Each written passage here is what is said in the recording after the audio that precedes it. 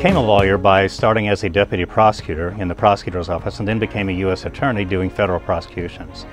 In doing that work, I learned that I really liked helping people who'd been victims of a crime or victims of wrongdoing. It was a great way to get started.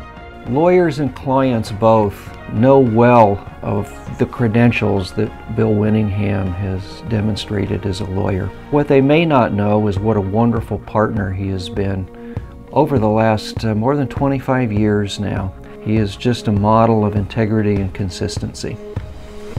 So when I'm not working, I really like to do things in which I can be active. I love sports. I always have since I was a kid. I run, I play basketball, but tennis has probably been the one sport that's been the most important to our family. Maureen and I will get out and play oftentimes after work or on a weekend, and the kids all played competitively as juniors and have kept with it over time. We have this great family unit. I'm so blessed to have such a wonderful wife and these 4 kids, and so that's how I get my batteries recharged, is being with this family group as often as we can. One thing that I've learned over time is that life can literally change in an instant.